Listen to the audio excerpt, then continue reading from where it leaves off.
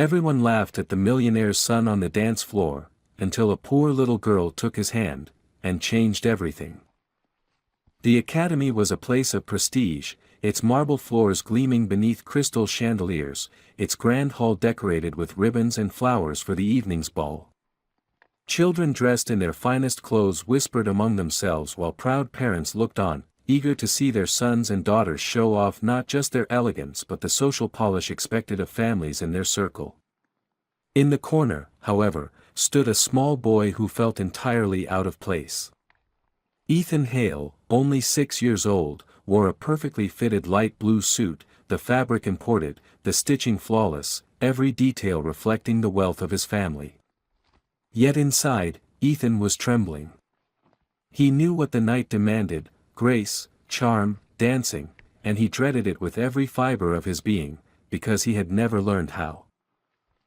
The music began to swell as the orchestra played its first notes, filling the air with a rhythm that made the other children move forward with confidence. Some paired off eagerly, laughing as they twirled and copied the steps they had been taught in their lessons. Ethan tried to do the same, taking hesitant steps onto the dance floor. His shoes slid awkwardly against the polished parquet, and almost immediately he stumbled, his arms flailing slightly as he tried to keep balance. A few boys at the edge of the crowd noticed and smirked. One of them snickered loud enough for others to hear, and within seconds laughter rippled through the group. Fingers pointed, whispers grew louder, and soon even the children dancing stopped to watch Ethan's clumsy attempt. His face flushed red, his throat tightened, and he wanted nothing more than to disappear. He took another step, trying to correct himself, but instead tripped on the laces of his own shoes that had come slightly undone. He managed not to fall, but the sound of mocking giggles grew harsher, sharper, cutting into him like knives. Ethan blinked quickly, fighting back tears that burned at the corners of his eyes. He thought of his father, Jonathan Hale, a man so powerful that grown men trembled in boardrooms, a man who expected perfection in all things. What would his father think if he saw his only son stumble like a fool in front of an audience that mattered? Ethan's chest tightened, and for a moment he felt smaller than he had ever felt in his life, standing in the center of that shining floor with all eyes on him, none of them kind. The music did not stop, but for Ethan it may as well have. Every sound, every note, every laugh echoed inside him, louder and louder, until he felt that the walls themselves were closing in. He wanted to run, to hide in some dark corner where no one would find him, to escape the humiliation that clung to him like a shadow. But his feet would not move. He stood frozen, a boy in a fine suit, trapped by shame and fear, as the grand hall of the academy seemed to shrink into a cruel stage where he was nothing but the punchline of a joke. And it was in that moment, as he stood trembling on the verge of tears, that Ethan realized the crushing loneliness of being the millionaire's son. Surrounded by wealth, dressed in luxury, admired for his family name, he was utterly alone, with not a single hand reaching out to help him, not a single kind word offered to ease his pain. Ethan stood in the middle of the dance floor, paralyzed by embarrassment, the laughter around him echoing like cruel bells in his ears. His small fists clenched at his sides, his chin lowered as though he might hide his face from the crowd. He wished desperately for the floor to open up beneath him, to swallow him whole, so he wouldn't have to face the ridicule. He thought of retreating, of running off the parquet back into the corner, but he knew if he did, the humiliation would only be worse. His heart pounded so loudly that he could barely hear the music anymore. For him, the ball was already over, ruined in a way that seemed irreversible. And then, cutting through the noise and the sneers, came a voice. It wasn't loud, but it was clear and warm, like sunlight piercing a gray sky. "Don't listen to them," the voice said softly. Ethan lifted his head, startled, and saw her. A girl, about his age, was standing in front of him, holding out her hand. She had golden blonde hair pulled back into a braid that swung over her shoulder, and her wide blue eyes looked directly into his without hesitation. She wore a pale pink dress that was simple compared to the sparkling gowns of the other girls, and over it a denim jacket that didn't quite fit the glamour of the event. Yet she carried herself with a confidence that made her stand out far more than the others in their shimmering silks. Her name, though Ethan didn't know it yet, was Lily. Unlike the children who had been raised in comfort, Lily came from a small, struggling household. Her mother worked as a cleaner for wealthy families, sometimes spending long hours scrubbing floors in the very homes of Ethan's classmates. Her father had left years ago, and Lily had learned early how to endure whispers and judgment from others. The only reason she was even at the ball was because her mother had been given a small courtesy from the school where she worked. Lily wasn't supposed to shine here, she was supposed to be invisible, tucked away in a corner so as not to disrupt the glittering illusion of privilege. But invisibility had never been something Lily accepted.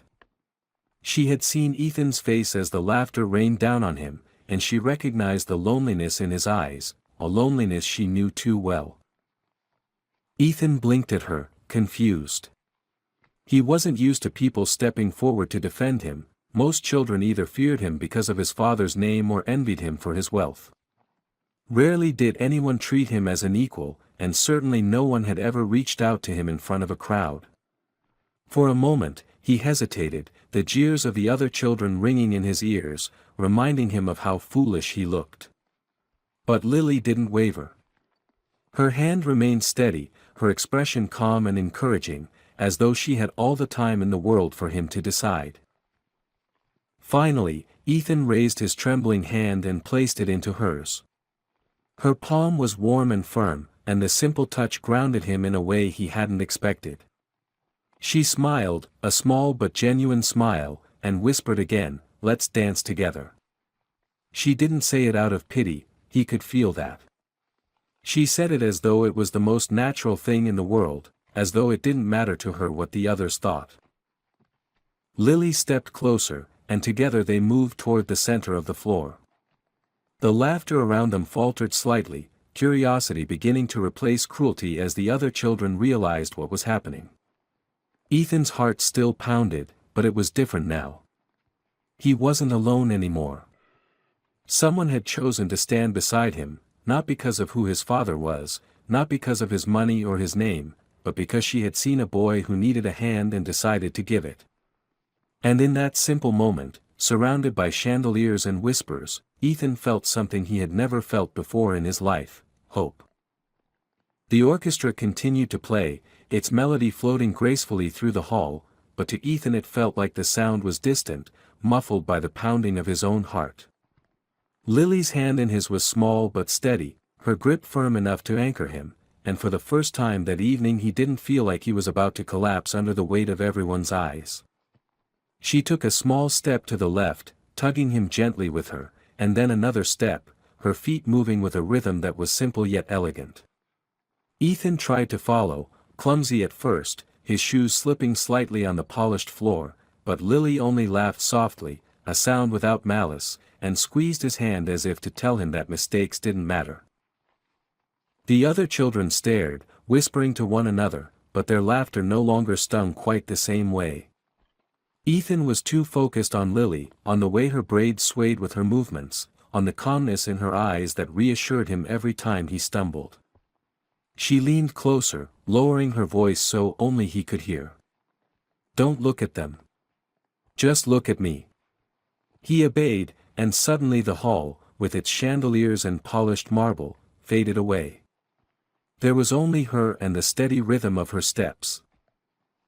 Lily guided him patiently, showing him where to place his feet, counting softly under her breath to give him a rhythm to follow. 1, 2, 3. 1, 2, 3. Ethan mouthed the numbers with her, and little by little his steps grew less uncertain. He still moved awkwardly, far from graceful, but there was progress, and with each successful step his confidence flickered back to life like a candle protected from the wind. He had thought himself incapable, doomed to fail and humiliate himself further, but with Lily leading him, it didn't feel impossible anymore. The adults who lined the sides of the hall began to notice as well. At first they looked with surprise, whispering among themselves about the odd sight of the Hale boy paired with the daughter of a maid, but as the dance went on, their surprise turned to something else. There was a strange, undeniable charm in watching the two children move together, Ethan, dressed in wealth but uncertain and vulnerable, and Lily, dressed simply but glowing with quiet determination. Their mismatched pair somehow fit together perfectly, like two pieces of a puzzle that no one else had thought to connect. Ethan felt something shift inside him, something he couldn't put into words. The sting of humiliation had lessened, replaced with the warmth of connection. He had never had a true friend his own age. Children usually saw his family name before they saw him. But Lily didn't seem to care about the Hales or their fortune. She only seemed to care about helping him take one step after another. When he tripped again and nearly lost his balance, she caught him with both hands and smiled. "See? You didn't fall. That's already better." No one had ever celebrated his small victories like that, and the realization filled him with a gratitude so fierce it made his throat ache. As the music swelled toward its crescendo, Ethan no longer heard whispers or giggles.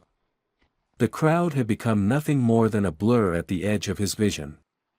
For the first time in his life, he was not the boy defined by his father's shadow or by expectations he couldn't meet.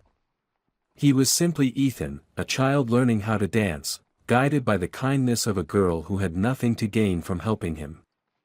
It was a fragile moment, fleeting and delicate, but he knew with an unshakable certainty that it was one he would carry with him forever.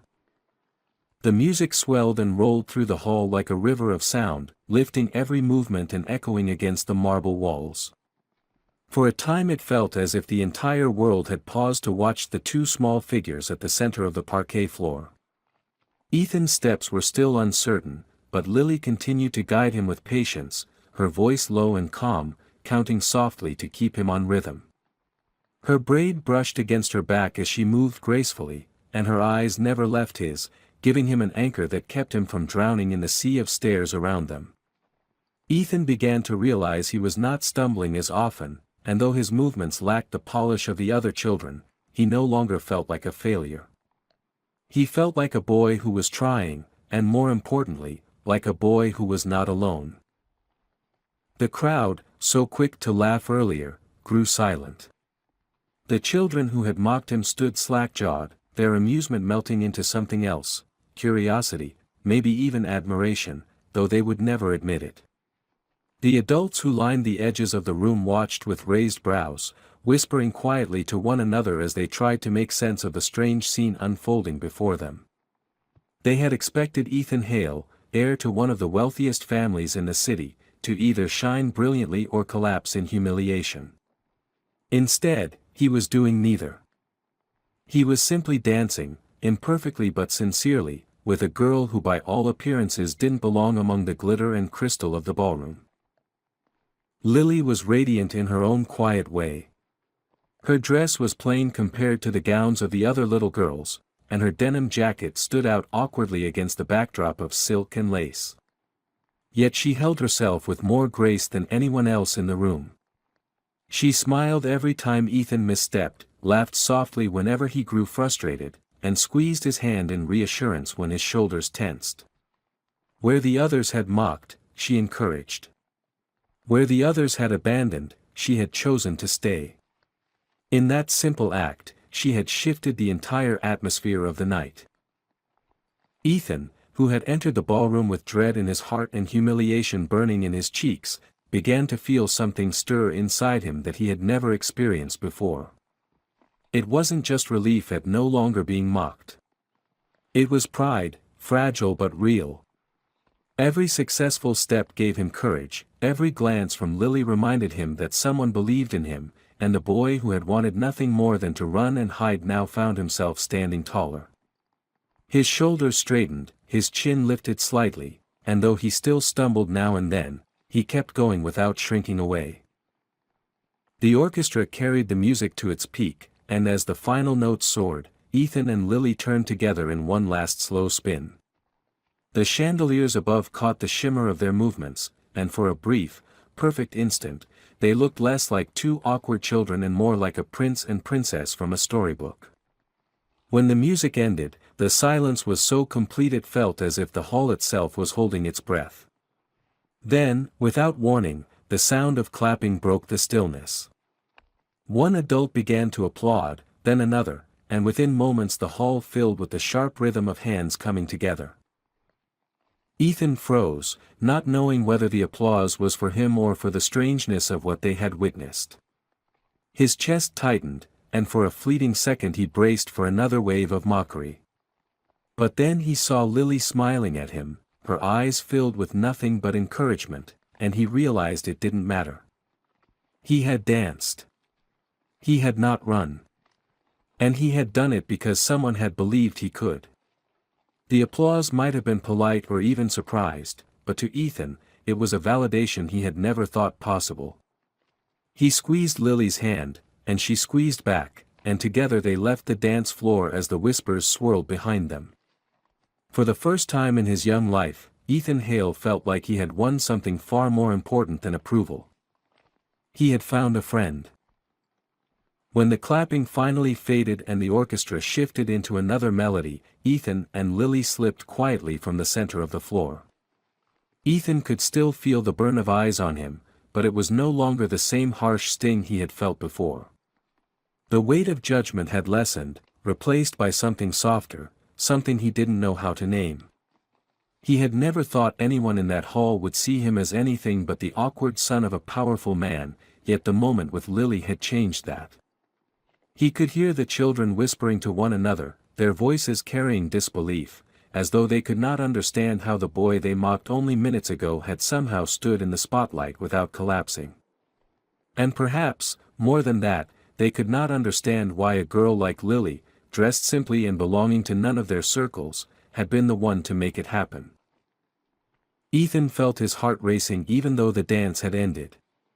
He didn't know if it was from fear, relief, or something else entirely. He looked at Lily beside him, her braid falling over her shoulder, her small face flushed from the dance, her smile quiet but sure. She didn't look like someone who had just broken the unspoken rules of the ballroom. She looked proud, almost triumphant, but in a way that wasn't boastful. She seemed to carry herself as though she had done nothing extraordinary, even though Ethan knew she had done something that had altered his entire night, maybe his entire life. The adults began to murmur more openly now, their tones a mixture of criticism and grudging admiration. Some tilted their heads and whispered that the Hale boy's performance had been charming in its own way, while others sniffed that it was unseemly for him to dance with the daughter of a maid. A few, however, watched with thoughtful eyes, perhaps recognizing that what they had witnessed was not just a child's clumsy attempt at grace but the spark of something more profound, the courage of one child to reach out when all others had turned away. Jonathan Hale, standing near the back of the hall, had watched the entire thing in silence. His sharp eyes, so accustomed to boardroom battles and financial negotiations, had softened as he watched his son stumble, then straighten, then stumble again but never let go of the hand guiding him. He had seen the cruelty of the laughter, the kindness of the little girl, and the change in his son's posture as the dance went on.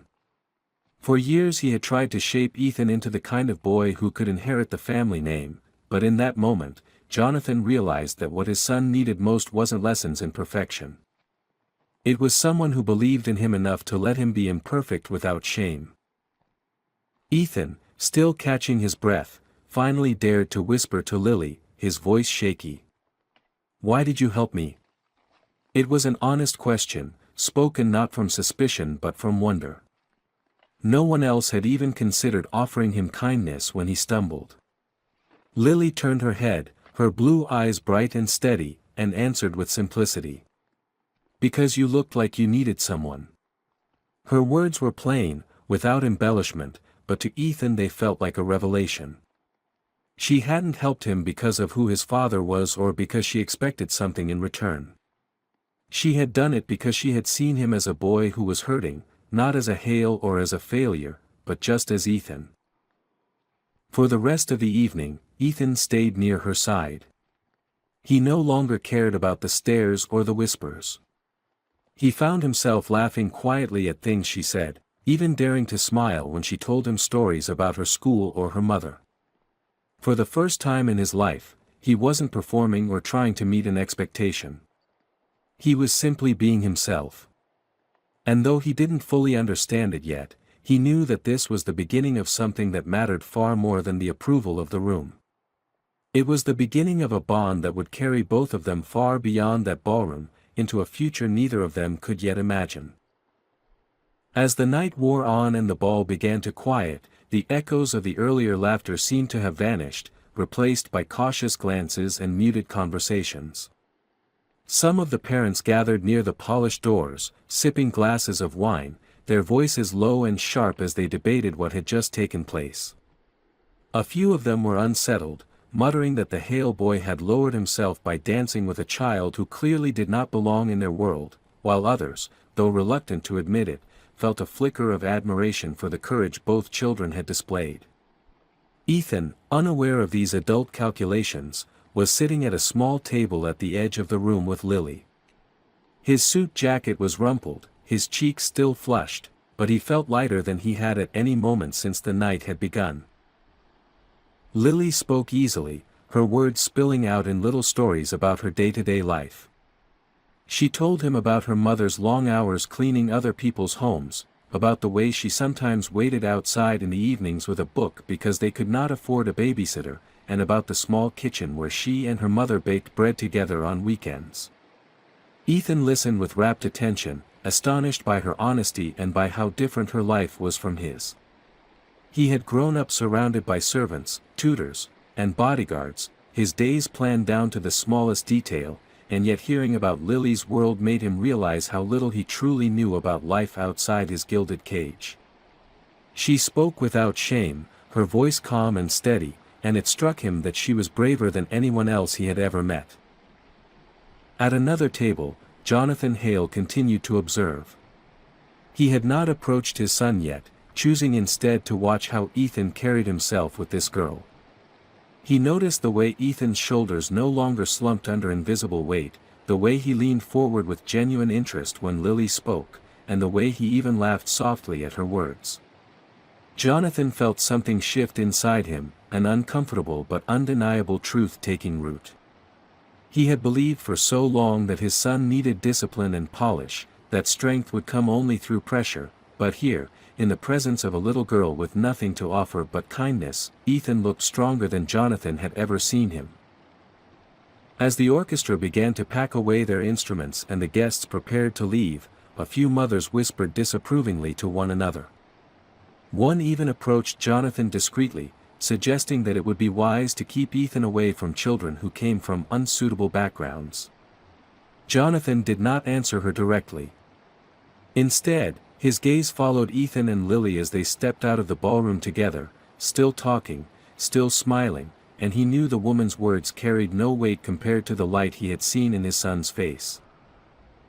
Outside, the air was cool, the stars just beginning to show above the academy's manicured grounds. Ethan hesitated, then asked Lily if she might teach him to dance properly one day, not just to help him avoid embarrassment but because he had actually enjoyed the feeling of moving with her. Lily's face brightened, and she agreed, promising that if he trusted her and didn't give up, she would make sure he learned. Ethan grinned, a rare and genuine expression that startled even him. For the first time in his young life, he was not thinking about expectations or appearances. He was thinking about the possibility of tomorrow, and it felt like something precious and entirely his own. Jonathan watched from a distance, his expression unreadable, but inside he had already made a decision. He would find out who Lily was, and he would make sure that the hand she had extended to his son would not be forgotten or dismissed. Whatever the rest of the world thought, Jonathan understood something they did not: this moment had changed his son forever. The following morning the grand ballroom was already a memory, but for Ethan the feelings from that night lingered like an echo that refused to fade. He woke in his enormous bedroom, surrounded by polished wood, silk curtains, and toys more expensive than many families could afford in a year, yet none of them gave him the comfort he had felt when Lily had taken his hand. He sat at the edge of his bed, swinging his legs as though he were still hearing the music, recalling the way she had smiled at him without hesitation when everyone else had turned away. For once, the silence of the house felt less heavy, because inside his chest was the strange warmth of knowing someone had seen him, not just his name or his father's reputation. Meanwhile, Jonathan Hale had already set his plans into motion. The image of his son standing awkwardly, humiliated under the laughter of children, still burned in his mind, but even stronger was the memory of Ethan standing taller by the end of the dance. Jonathan was a man who had built an empire by recognizing value where others did not, and what he had seen in that little girl, Lily, could not be ignored. She was not polished, she was not wealthy, but she had offered something no tutor, no etiquette coach, and no private instructor had ever been able to give his son: belief. Jonathan instructed his assistant to find out where she lived, who her family was, and what their circumstances might be. It was not born out of cold calculation but out of a rare surge of gratitude, the kind that unsettled him precisely because he was not used to feeling it. Lily, on the other hand, returned to her small apartment with her mother, exhausted but happy. She had not expected to be noticed, let alone to be remembered, yet she carried the image of Ethan's shy smile in her heart as though it were a treasure. Her mother, weary from cleaning late into the night, asked her how the ball had been. Lily simply said that it had been beautiful, though she left out the part about the laughter and the cruelty. She didn't want her mother to worry. What she did say was that she had met a boy who needed a friend, and that she thought maybe she could be that friend if he wanted her to. Over the next few days, whispers spread throughout the academy. The children spoke of how Ethan, the boy they once ridiculed, had managed to finish a dance with a girl none of them had thought worth noticing. Some mocked him still, insisting that it proved how desperate he must have been, while others, secretly, were impressed but too proud to say so aloud. Ethan heard the whispers, but this time he did not shrink beneath them. He carried himself differently now, quieter but steadier, because he knew that when he had fallen, Lily had been there, and that mattered more than the opinions of children who had turned their backs on him. Jonathan finally visited Lily's home one evening, arriving in a car that looked completely out of place on the narrow, cracked street. Her mother, startled and nervous, invited him inside, unsure of why a man like him would be standing at her door. He spoke plainly, telling her that her daughter had shown a kindness that had changed his son, and that he wanted to ensure she had every opportunity available to her. The woman tried to refuse at first, pride warring with gratitude, but Jonathan's voice was firm and his sincerity undeniable. He did not see it as charity, he saw it as acknowledgement of a debt that could never truly be repaid. When Ethan learned what his father had done, he was overwhelmed. He had thought the night would end with more shame, that the memory of laughter would haunt him forever, but instead it had become something else entirely. It was the beginning of a story neither he nor Lily had expected. And while Ethan was too young to put it into words, he sensed that what had happened at the ball was only the first chapter of a bond that would shape both of their lives in ways none of the adults could possibly predict. Weeks turned into months, and the memory of the ball no longer clung to Ethan like a wound. Instead, it had transformed into something brighter, something that reminded him that even the loneliest moment could be reshaped by an outstretched hand.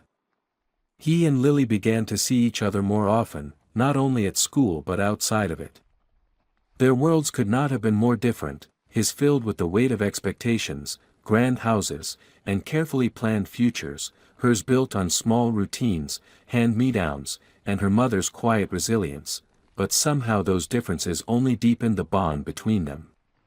Ethan, who had once been shy and guarded, found himself speaking more freely when Lily was near. She listened without judgment, sometimes laughing at his clumsy jokes, sometimes offering quiet advice that sounded far too wise for someone their age. Lily, in turn, discovered that Ethan was not the cold and arrogant boy others imagined. Beneath the polished clothes and the heavy name, he was simply a child longing to be seen. Jonathan Hale continued to watch their friendship grow. He had been skeptical at first, uncertain of how a child like Lily would fit into his son's carefully constructed world, but the more he observed, the more he realized that she was shaping Ethan in ways no amount of wealth could.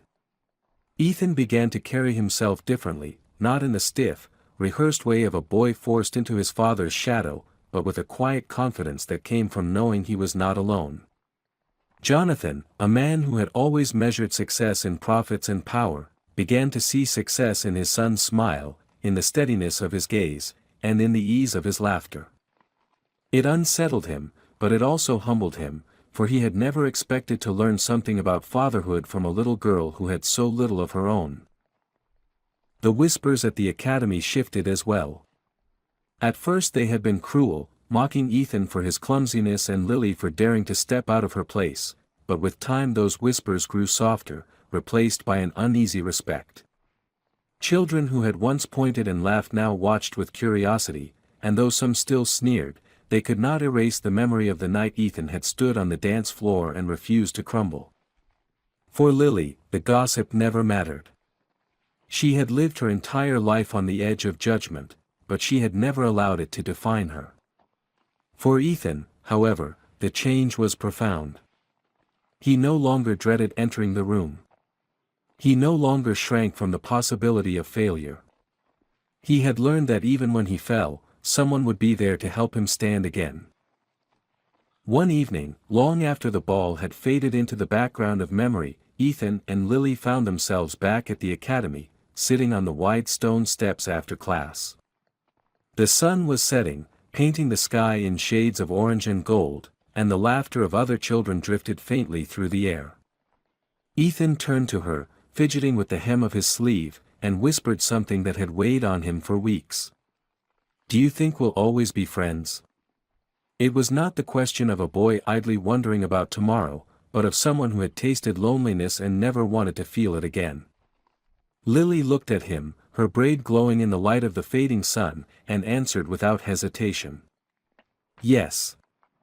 Always." Her voice carried no doubt, and in that moment Ethan believed her completely.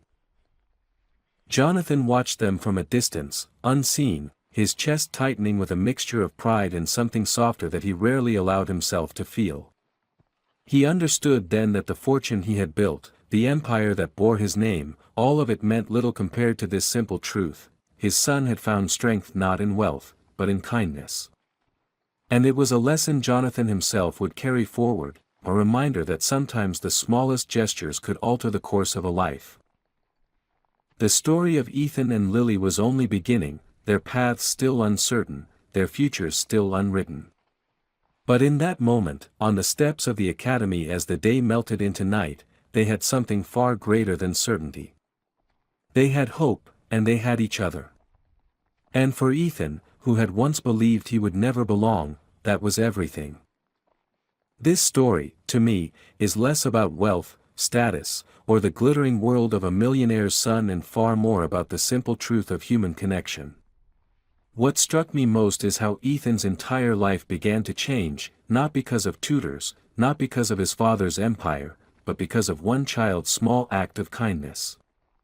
Lily didn't offer him money or prestige, she offered her hand when he fell. That gesture, so natural, so pure, became the turning point of his story. The ending shows how fragile yet powerful these moments can be. For Ethan, Lily became proof that he was not defined by others' laughter or his failures. For Lily, he became someone who saw her not as the poor girl on the edges of the ballroom, but as the person who had saved him from despair.